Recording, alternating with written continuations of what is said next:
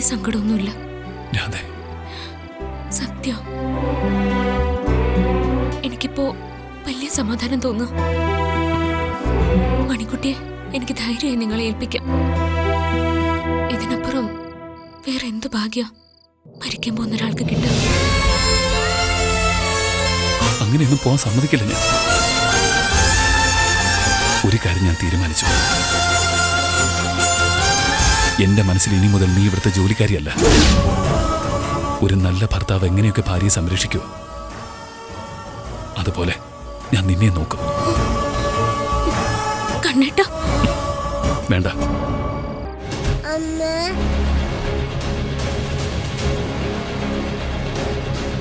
സാറെന്തിനമ്മേ രാത്രി ഇങ്ങോട്ട് വന്നത്? അത് അമ്മയ്ക്ക് സുഖമില്ലാതിരിക്കല്ലേ. മരുന്നൊക്കെ സമയത്തിന് കഴിച്ചോന്നറിയാൻ വന്നതാ. അമ്മയോട് കഴിക്കണമെന്ന് ഞാൻ പറഞ്ഞായിരുന്നു.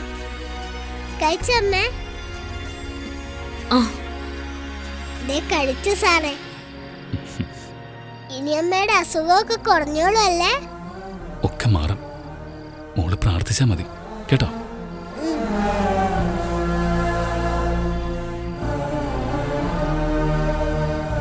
പോട്ടെ.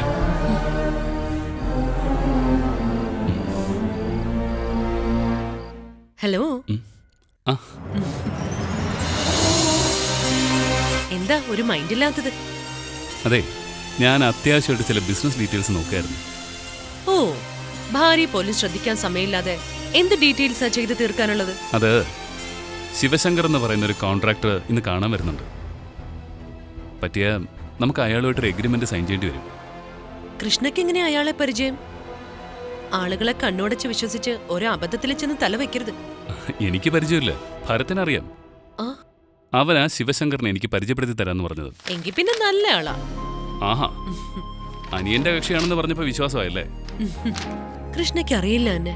അല്ലെങ്കിൽ തന്നെ കുറച്ചു ദിവസമായിട്ട് എന്റെ മൂടത്ര ശരിയല്ല. കൃഷ്ണയ്ക്ക് ഒരു സ്നേഹം ഇല്ലാത്ത പോലെയാ, ഒരു കെയറിംഗ് ഇല്ലാത്ത പോലെ. താൻ ഇങ്ങനെ വെറുതെ ഓരോന്ന് ആലോചിച്ച് കൂട്ടല്ലേ? എങ്കിലേ ഒരു കണ്ടീഷൻ. എനിക്കൊരു ഉമ്മ തരണം. ഇപ്പൊ ഇവിടെ വെച്ചോ? അതിനെന്താ, ആരുമില്ലല്ലോ. അല്ല, എന്നാലും വേഗം താ. ഫോണില് ചാർജ് ഇല്ലാന്ന് തോന്നുന്നു. ഇഷ്ടമല്ലെങ്കിൽ അത് പറഞ്ഞാ മതി. വെറുതെ ഓരോ കാരണങ്ങൾ കണ്ടുപിടിക്കണ്ട. സത്യം ഞാൻ പറഞ്ഞതാ. മണിക്കുട്ടി, ഇങ്ങ് വാ മോളെ. ഇങ്ങത്താ ദാ മോളെ, സാറിന്റെ ഫോണ് അവിടെ കൊണ്ടുപോയി ചാർജ് ചെയ്യാൻ വെക്ക. ചാർജർ അവിടെയുണ്ട്. വീട്ടിക്ക്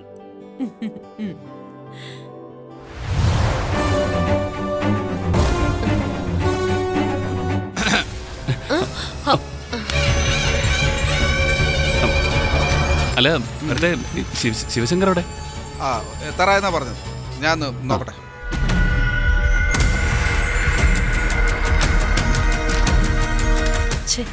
നാണക്കേടായി.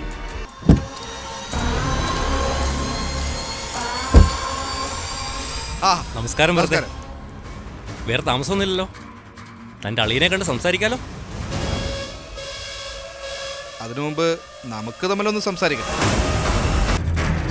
അളിയനോട് താൻ പറയേണ്ടത് 10 ലക്ഷം രൂപ മുടക്കിയാൽ 4 ലക്ഷം കിട്ടുമെന്നല്ല, 20 ലക്ഷം മുടക്കിയാലേ 4 ലക്ഷം കിട്ടുമെന്ന് പറയണം.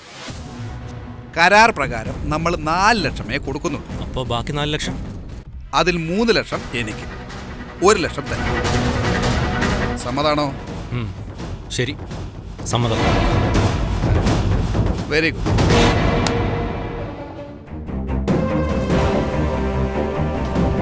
ഈ ബിസിനസ്സിൽ നമ്മൾ എത്ര രൂപ മുടക്കണം, അതിൽ നിന്ന് എത്ര രൂപ ലാഭം കിട്ടും, അതാ നമുക്ക് അറിയേണ്ടത്.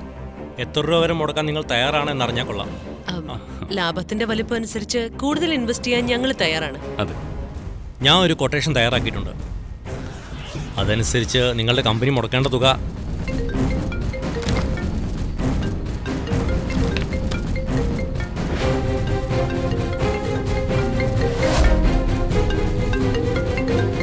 കൃഷ്ണ തന്നെയാണല്ലോ എന്നെ വിളിക്കുന്നത്. അയാളുടെ കൈ ഫോണുമില്ല. എന്തായാലും എടുത്ത് നോക്കാം.